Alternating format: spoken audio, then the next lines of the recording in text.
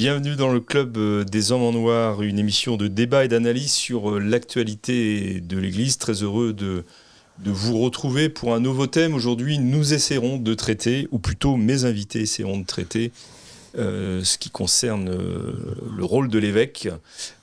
Nous parlerons notamment de ce que j'appellerais un peu, de manière journalistique et un peu rapide, forcément, les affaires Strickland et Ray, à savoir de Monseigneur Strickland et de Monseigneur Ray, et puis nous élargirons évidemment à d'autres aspects du rôle de l'évêque dans l'Église de ce XXIe siècle. Je pense notamment aussi à la nomination de délégués épiscopaux auprès de nos évêques en France, qui peut-être va amener certains changements dans le gouvernement des diocèses. Alors pour parler de ce sujet, j'ai la joie d'accueillir à nouveau, et depuis longtemps, ça faisait longtemps exactement que l'abbé Guillaume de Tanoir n'était pas venu parce que je ne l'avais pas invité, c'était une faute quasiment. Vous. Voilà, et ben moi aussi, et nous aussi, ceux qui nous regardent et qui nous écoutent également. Donc, monsieur l'abbé, nous sommes très heureux de vous accueillir.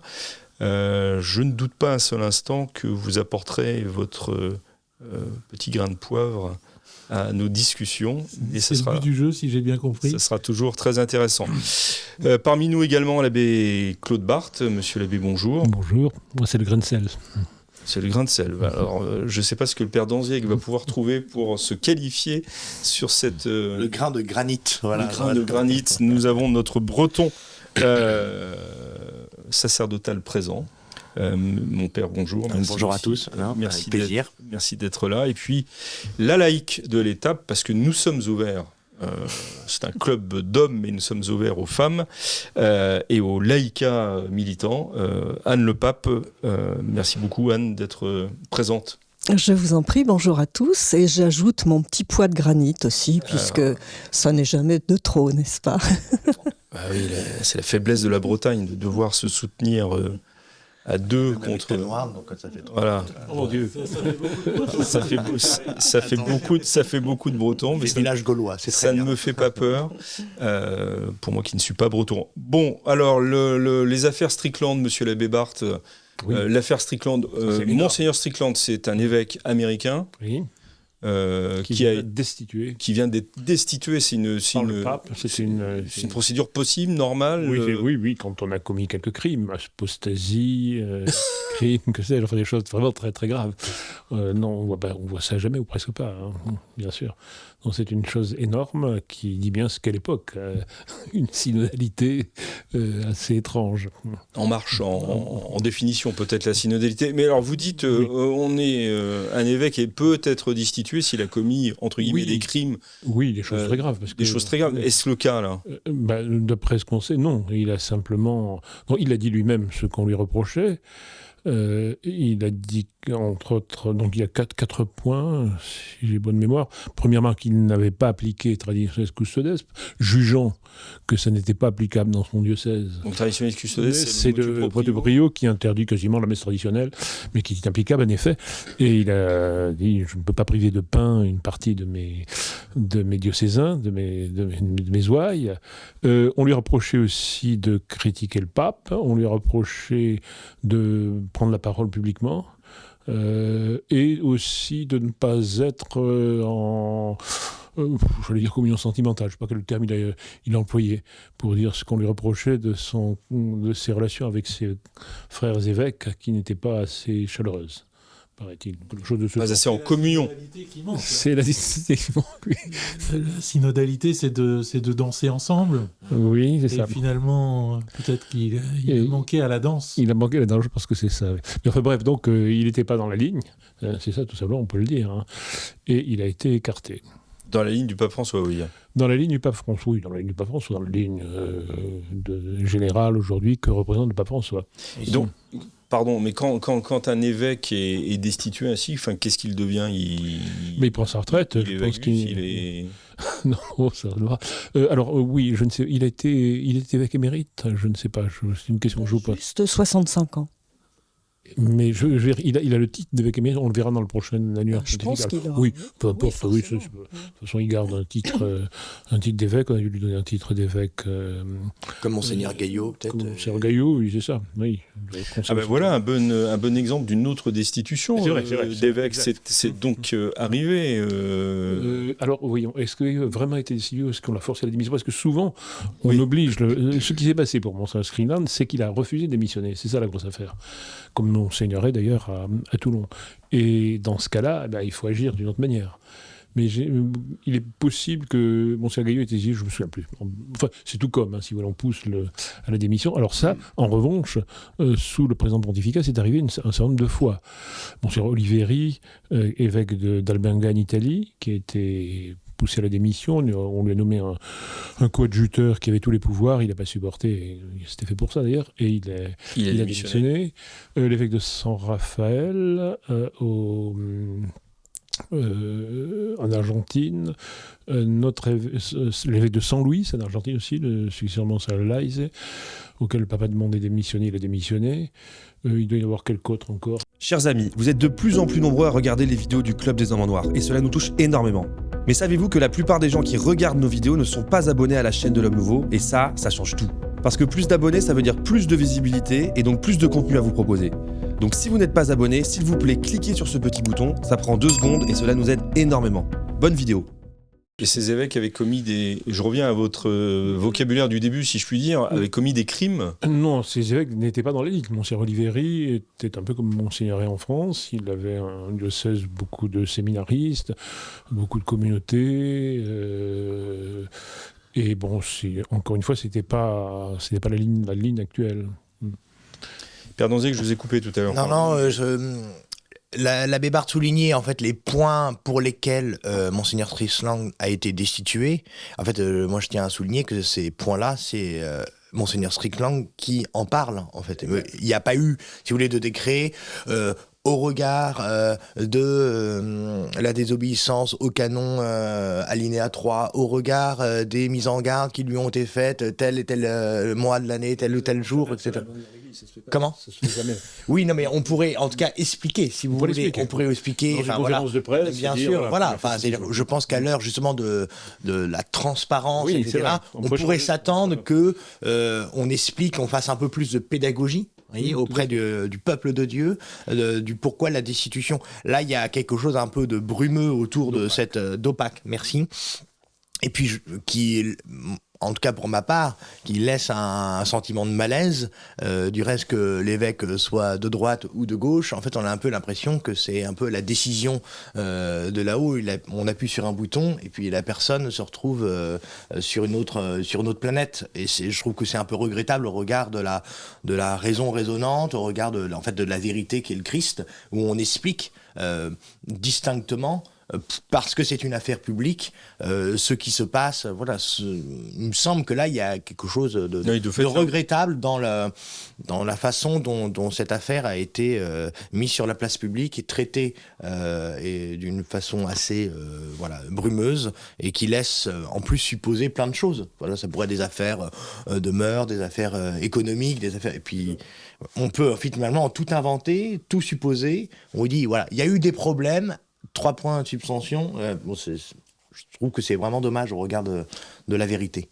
C'est un système de défense, d'ailleurs, de la part de l'évêque, d'exprimer les raisons pour lesquelles, selon lui, il a été il a le droit destitué. À des raisons. Il a le droit à ce qu'on lui signifie des raisons. Mais on lui a signifié, apparemment. Hein, le nonce apostolique aux États-Unis lui a signifié un certain nombre de choses. À un moment, le bruit a couru aussi qu'on lui avait reproché. Alors, je ne sais pas si c'est tout à fait exact, de mettre trop l'accent sur le dépôt de la foi au détriment de sujets beaucoup plus actuels. Merci. Mais à la limite, pourquoi pas ? Mais est-ce que ce sont des raisons suffisantes pour destituer un évêque ? C'est quand même, oui, bien sûr. Voulez, moi, si du jour au lendemain, je suis voué à être enfermé dans un cachot, à me taire, à ne plus écrire, que sais-je, à ne plus prêcher, à ne plus faire le catéchisme, juste parce que, en fait, mon supérieur m'en veut. Enfin, il y a quand même un droit dans l'Église, vous voyez. Donc vous disiez, ça se fait jamais. De donner les raisons publiquement. De donner les raisons Moi, publiquement. je trouve cet épisode très intéressant parce qu'il montre ce qu'est la synodalité en réalité. On a une église synodale, on est tous d'accord avec ça, mais on nous a vendu le mot sans nous expliquer très bien ce qu'il signifiait. Si l'église synodale, c'est l'église participative, c'est magnifique. Il faut que tout le monde participe à l'église, chacun à sa place, avec enthousiasme et avec l'élan des élus. Mais si l'église synodale, c'est l'église papale, et si c'est la même chose, si est synodale l'église qui dépend du pape, et n'est pas synodale l'église qui n'est pas en accord sur tel ou tel point avec le pape, là, on est dans la démocratie à la chinoise.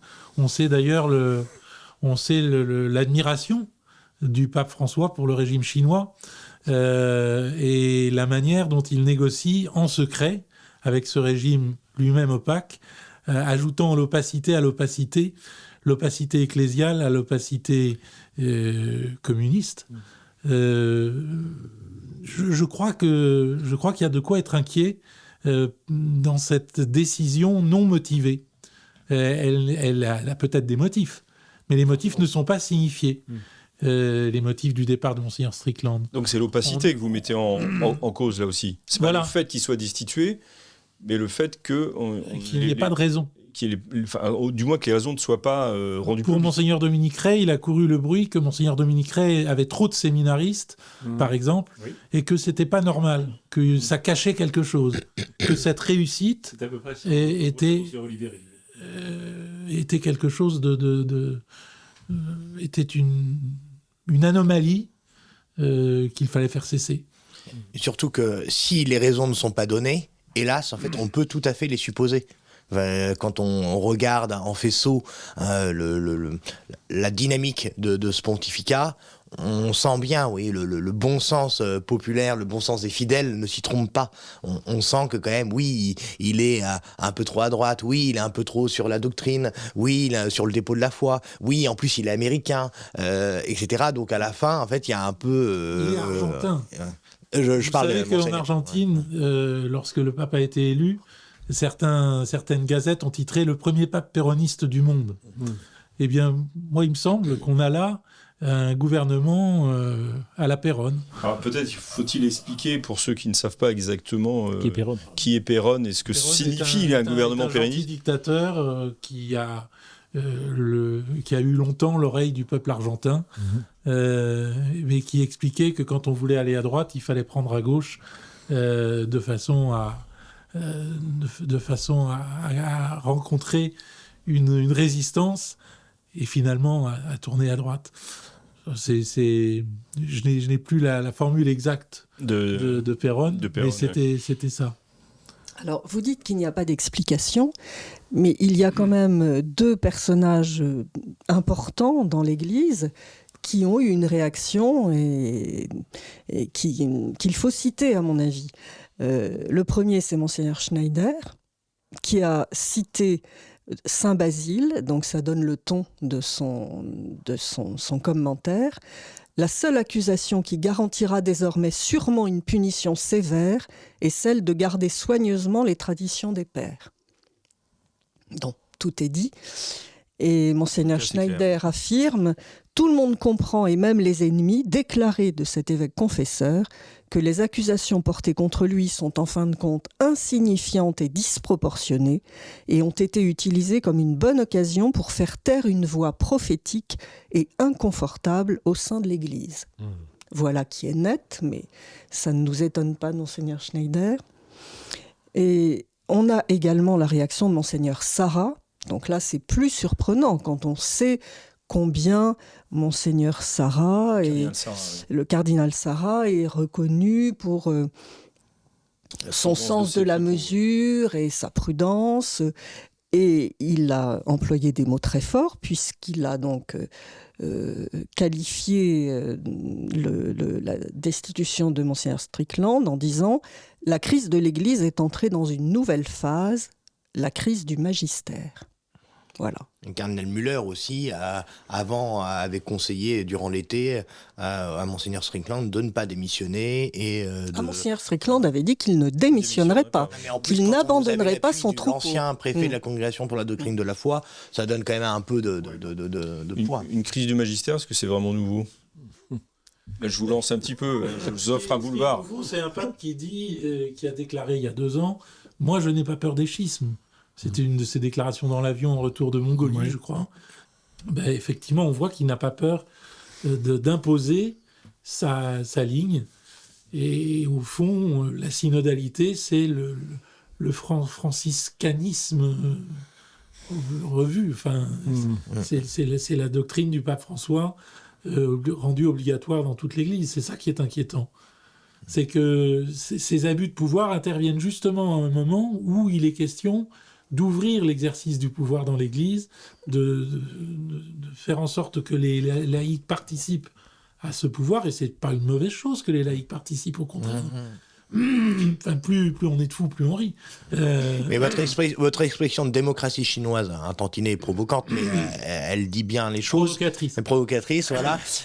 Je crois que il y a quand même un point qu'il faut aussi souligner, c'est que le Saint-Père n'a de cesse d'inviter ceux qui l'entourent, et spécialement le collège des évêques, à la parésia, donc c'est-à-dire à une sorte de transparence, de dire en toute liberté de cœur et d'esprit ce qu'ils peuvent penser, ce qui les habite, etc.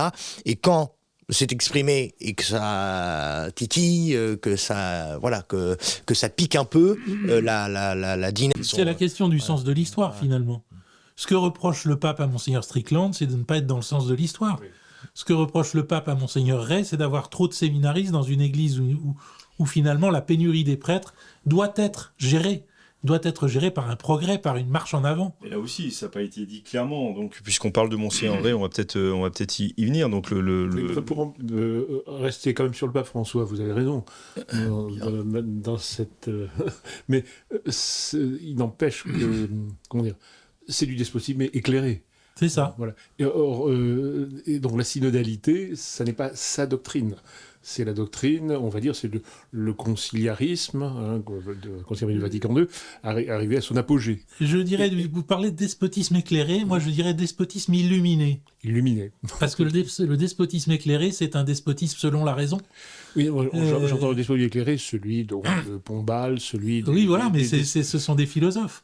Certes, ce sont des gens qui agissent selon la raison. Là, on est selon une intuition mystique qui doit être participée par tous. Si la raison était bien ce que poursuivait le philosophe. C'est une sorte de raison, si on veut, oui, d'accord. Mais tout de même, ce qu'ils imposaient était contraire à la loi naturelle, au fond des fonds, et donc à la raison. Oui, mais conforme au calcul. Conforme au calcul, tandis que ici on est... C'est-à-dire à la raison... De ce point de vue-là, oui, on est dans la pagaille. Oui. Voilà. Oui, d'accord. Mais enfin, on n'empêche que, il impose sa synodalité, c'est-à-dire une espèce de démocratie dans l'Église. Démocratie, non pas au sens de les évêques vont être élus au suffrage universel, ça on ne le verra jamais. Dommage d'ailleurs, parce qu'aujourd'hui, ce serait quand même pas mal d'élire des évêques. On l'a vu autrefois. On l'a vu, mais c'est pas au programme, absolument pas. En revanche, démocratie au sens de, idéologie démocratique, ça oui. Idéologie appliquée à l'Église, puisqu'avec le décalage qui est toujours celui du catholicisme libéral. Donc, idée nouvelle, donc très concrètement, aujourd'hui, de quoi s'agit-il? Après avoir démoli l'ecclésiologie avec Vatican II, on démolit la morale. Doucement, gentiment. C'est Amoris Laetitia. C'est ça qu'on veut faire passer, cette chose-là. Alors, quand vous êtes dans cette ligne-là, tout va bien, vous êtes démocrate, vous êtes synodal, sinon, vous ne l'êtes pas. C'était le cas de Monseigneur Strickland, pour revenir au sujet de départ. En tous les cas, j'aimerais bien qu'on parle de Monseigneur Ray, puisque l'abbé Talloin l'a évoqué à plusieurs reprises. Donc Monseigneur Ray, évêque de Fréjus-Toulon, un coadjuteur, si je ne me trompe pas, vient d'être nommé. Avec des pouvoirs spéciaux. Alors, peut-être un petit rappel sur ce qu'est exactement un coadjuteur, habituellement. Un coadjuteur, c'est un auxiliaire qui est donné à l'évêque, donc un aide donné à l'évêque, avec droit de succession. Donc c'est un évêque quand même. Bien sûr, un évêque, oui. Et lorsque l'évêque auquel est donné le coadjuteur meurt ou démissionne, son coadjuteur devient automatiquement évêque, sauf cas très très particulier, mais généralement devient évêque à sa place. Lui succède de manière immédiate. Voilà. Et là, le père d'Anziec... informelle depuis des nominations comme ça pour encadrer des évêques, et que quand l'évêque a moins de 70 ans, on lui donne un auxiliaire. Quand il a plus de 70 ans, c'est le cas de Montserrat, il a 71 ans, on lui donne un coadjuteur. Alors donc tout est dans les règles non dites, si je comprends bien. Là, pour l'instant, il n'y a pas de souci. Alors, à part le fait que, comme vient de le dire le père d'Anziec, ce coadjuteur a des pouvoirs spéciaux. A des pouvoirs spéciaux, oui, c'est ça. Lui-même l'a dit d'ailleurs, il a des pouvoirs spéciaux. Qui sont sur le clergé, sur le clergé, la formation des séminaristes. C'est le plus important parce que c'est là le début de la crise, comme l'abbé Danoir le rappelait. C'est l'affaire des séminaristes qui est le plus importante à Toulon, certainement. Le clergé, donc, qui est très divers à Toulon, les séminaristes, les finances, une quatrième chose, il me semble, enfin bon, tout, on va dire.